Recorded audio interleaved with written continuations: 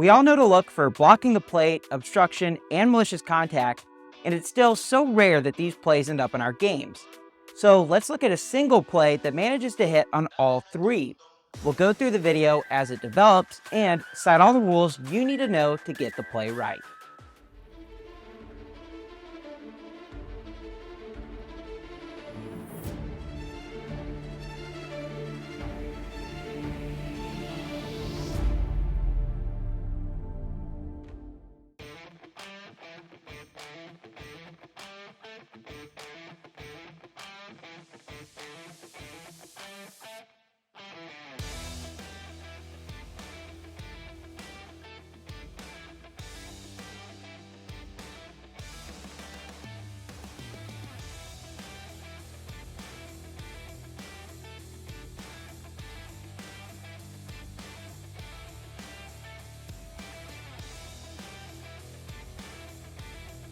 Hey everyone, Patrick Faerber from GHSA Baseball, Umpire Development, and Umpire Classroom, where we help umpires develop their knowledge and skills.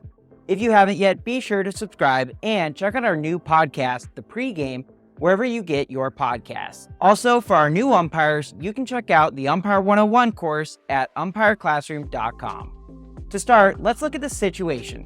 We have runners on second and third with less than 2 outs and the defense playing in. I want to draw your attention to a mechanic I see way too many umpires doing incorrectly, but being done perfectly in this video. When the defense plays in, the base umpire in a crew of 2 should always try to stay in front of the middle infielders. As you can see on this play, the base umpire moves up a step and over a step, but that gives him plenty of space to not interfere. The rule of thumb on the infield in is that the defensive player is only going to have time to make a step and a dive. So as long as we stay that distance away, we'll be in great shape. We want to be in and not go behind the middle infielders because that allows us to still maintain our other responsibilities, such as diving catches in the middle infield, pickoffs, and back picks into third. We give up way too much when playing behind the middle infielders. So on to the play. Ball's hit and, look at that, a step and a dive. Now let's look at the first play at the plate. Anytime we have a play at the plate, we need to be working off the catcher for our positioning and to see if the catcher is set up legally. In all rule sets, the catcher cannot block the plate without the ball. So on a play like this, you see here that he has 1 foot in fair territory and 1 foot in foul territory before the ball has been released. That should be the key to determining if there is illegal blocking of the plate in any rule set. So given the initial positioning, we should have obstruction on this play. Now, where OBR and NFHS rules differ is that the NFHS rules do not allow the catcher to block the base path, even if they are adjusting to a bad throw. So when this throw is up the third base line, we still have obstruction because of Rule 2-22-3. It is obstruction when the fielder, without possession of the ball, denies access to the base the runner is attempting to achieve.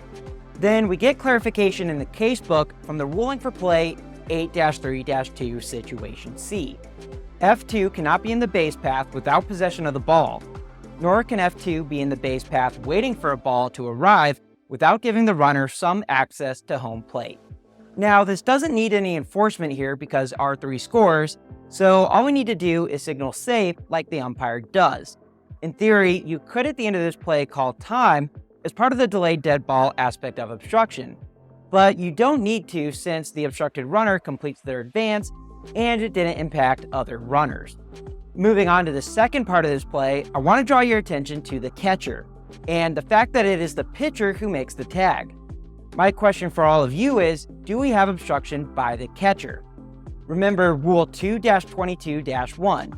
Obstruction is an act by a fielder that hinders a runner or changes the pattern of play. So this clarifies the question to, does the catcher, without possession of the ball, deny access to the plate and/or hinder the runner? So the correct answer here is that it's a judgment call. You see the runner start to slow down before the tag, but it's hard to say if that's him realizing he is going to be out or if it's caused by the catcher being in the way. Thankfully, our catcher backing up closer to the plate made it easier to go with no obstruction, but it's definitely close. Now, one clue we can use as an umpire is to watch the reactions of the coaches and players. The runner doesn't make any mention or give any indication of thinking he was blocked. The on-deck batter and runner that scored signal it may have been a hard tag, but they don't seem to think it's obstruction either. When I watched this clip originally, I'll admit I didn't see it either, but when the coach comes down after the play, that made me go back to see what he was arguing, and I thought it was for obstruction. Now, had that been the case, it's absolutely okay for us to get together as a crew and discuss. There are weird plays that happen, and frankly, getting together to talk about a play can help us get calls right, even if it is just the calling umpire determining that he wants to change his own call because of a rule he didn't consider. There was an MLB play a few years ago with a slide into third where I think most of us would say the runner was pushed off the bag. Now, it was a close judgment call, and at the MLB level, those umpires are frankly much better than us, and they only have one base to worry about.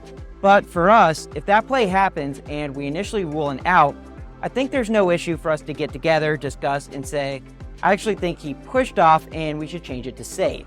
So on a play like this, if the coach comes down and asks you about obstruction, it's okay to say, let me talk to my partner about it as a means to slow it down. I didn't even notice the potential obstruction here my first time watching it, so it's okay to get together as a crew to go over the initial play and discuss about getting it right. Initially, it's almost impossible to see the obstruction on this play because our focus would naturally be on the runner and the fielder with the ball. So getting together as a crew might give us an opportunity to rethink that and then decide whether or not we want to stick with the call as we made it, or if we do think we want to change it to the obstruction we hadn't considered and then go from there. So to my surprise, when I later talked to the crew, I found out the coach was actually asking if the pitcher made malicious contact. As you know, it's pretty rare to have malicious contact in any game, but especially on the defense. The defense obviously isn't trying to dislodge the ball, so we'd have to be looking for an intent to injure. Now, a couple of points to keep in mind on this would be, first, the further you are from a base, the more likely you are to have a fielder and a runner at full speed, which is going to create more aggressive contact. Second, the fielder is trying to make a tag on a runner at full speed, which on a tag that hits the front of the runner requires a stronger grip on the ball to make sure it isn't legally knocked out of the glove by the sheer momentum of the runner. And finally, to be frank, if neither player ends up on their ass, it's hard to say this is much more than typical contact. So on this specific play, it's obviously a judgment call, and I don't think it's likely that I would be ejecting here.